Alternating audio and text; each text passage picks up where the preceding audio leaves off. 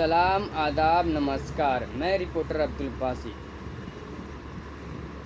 जब आपको पता चले कि आपका जो मेहनत किए हुए, जो मेहनत के पैसे से जो घर बनाया आपने, पिछले 30-40 साल से आप उस घर में रह रहे हैं और आपको एक सूचित पत्र आपके घर के सामने लग जाता है कि आपका घर आपको 15 दिन के अंदर में खाली कर देना है, तो ये आपको खबर सुन के कैसे लगेगा वो आप मुझे कमेंट में अपनी राय दें। जब मैंने एक खबर सुना दिल्ली की छोटी सी बस्ती का, जो बस्ती वसंत विहार में बस्ती थी, 97 परिवार उस बस्ती में रहते थे। अपना घर बनाया मेहनत करके, पैसे लगाया, सब करने के बावजूद भी उनको 15 दिन का मोहलत दिया गया और 15 दिन के बाद ना कुछ सुना गया उनका एक भी बात, और उनके ऊपर बुलडोज़र चल जाता है। घर के ऊपर बुलडोज़र चलाया जा रहा है। मैं उस झुग्गी की बात कर रहा हूँ जिस झुग्गी का नाम प्रियंका गांधी कैंप है। प्रियंका गांधी कैंप एक तरफ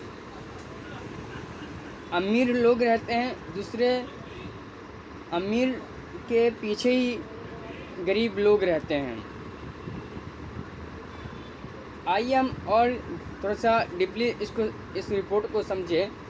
तो लोगों का यानी सरकार का कहना है कि ये डीडीए की ज़मीन थी पहले, फिर 2020 में डीडीए ने इसको एनडीआरएफ को दे दिया गया। यानी अब जो 97 परिवार जिस बस्ती में रहते थे, उस बस्ती में एनडीआरएफ की ऑफिस बनाया जाएगा। उस ऑफिस बनाने के लिए 97 परिवार का घर तोड़ दिया गया, इसके ऊपर बुलडोज़र चला दिया गया। ना उनकी एक बात सुनी गई, ना एक दिन सुबह हुआ उनके घर के सामने पर्ची लगा कि ये आपका घर आपको 15 दिन के अंदर में खाली करना है। जब 15 दिन होता है तो सुबह बुलडोज़र लेकर पहुंच जाती है और 200 बच्चे और 300 से ज़्यादा यानी कुल 500 से अधिक लोग यहाँ पर रहते थे और 2000 फोर्स उस झुग्गी को तोड़ने के लिए बुलडोज़र लेकर पहुँच गई सुबह 5 बजे। जो मेहनत से बनाया हुआ घर, यानी पिछले 3 साल से घर बना के उस घर में रहते थे, वो आधे घंटे के अंदर में उस घर को तबाह कर दिया गया। आप भी अगर आपके अंदर हल्का भी इंसानियत होगा तो आप इस बात को आप सोचिएगा 5 मिनट निकाल के। जो इंसान 30 से 40 साल से उस घर में रहता है, उसने अपनी मेहनत से घर बनाया और उसको आधे घंटे में तोड़ने में किसको मज़ा आएगा।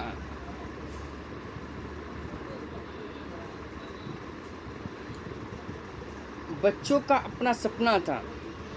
जब मैंने बच्चों से बात किया तो बच्चों का कहना है कि मेरा घर टूट गया तो मेरा सपना टूट गया। जब मैंने उनके माता पिता से बात किया तो उनका माता पिता का कहना था कि मैंने बच्चों के हाथ में किताब थमाया। जब किताब थमाएंगे तभी तो बच्चों के सपने पूरे होंगे। फिर मैं बच्चों के पास गया बात करने, तो बच्चों ने कहा कि मेरे घर टूट गया तो यानी मेरे सपने भी टूट गए। बिल्कुल सही बात है। जब किताब ही इस घर के अंदर में दब गया तो बच्चों का सपना भी तो दब गया उसी आंसुओं में, उसी घर के नीचे। किसी को डॉक्टर बनना था, किसी को पुलिस बनना था, किसी को इंजीनियर बनना था, वो सारे सपने टूट गए। जो लोगों के पास आधार कार्ड थे, वोटर आईडी कार्ड थे, पैन कार्ड थे, बिजली बिल था, यानी एक व्यक्ति को रहने के लिए दिल्ली में जो चीज़ चाहिए वो उस गरीबों के पास था। पर उनकी इसलिए बात नहीं सुना गया क्योंकि वो गरीब थे, क्योंकि वो गरीब के बच्चे थे, इसलिए उनकी बात नहीं सुनी गई। यही अगर कोई अमीर का घर टूटता तो उसका केस लंबा चलता, इसलिए चलता क्योंकि वो अमीर है, क्योंकि वो गरीब था, गरीब बस्ती थी, 97 परिवार थे, तो इसलिए उनका घर 30 साल का से अधिक का घर आधे घंटे में तोड़ना मोदी सरकार के लिए अच्छा है। जब ये बात लेके जिस सरकार को उन्होंने वोट डाला उस सरकार की विधायक के पास जब ये अपनी बात लेके गई तो उनकी विधायक उनकी मिलने से मना कर दिया गया। मैं आपको पता है उस एरिया का, जिस एरिया का मैंने नाम लिया, उस एरिया का विधायक परिमला टोकस के पास जब ये बस्ती के लोग पहुँचे तो प्रियंका गांधी कैंप के लोग जब पहुँचे परिमला टोकस के पास तो उनकी भी वो मिलने से मना कर दिया विधायक ने। ये कितनी दुखद की बात है।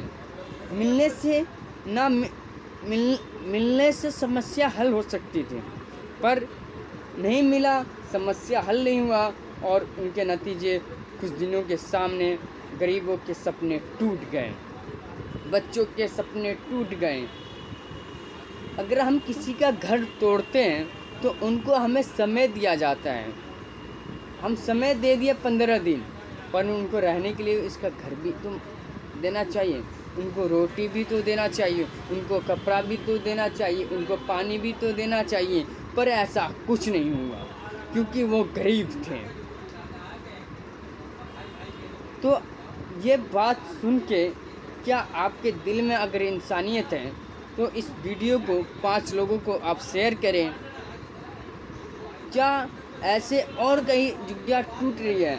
अब झुग्गियाँ तोड़ने का जिम्मेदारी अब मोदी सरकार को मिल चुकी है। अब मोदी इस झुग्गी को तोड़ने का ठेकेदारी जिसे कहते हैं हम, वो अब मोदी देख रहे हैं। इसी रिपोर्ट के साथ जब रिपोर्टर अब्दुल बासित पहुँचे तो गरीबों के आंखों में आंसू थे और मैंने कुछ नहीं देखे। कोई अपना बच्चा किताब ढूंढ रहा है सपने जोड़ने के लिए, कोई सपने को ही तोड़ डाला।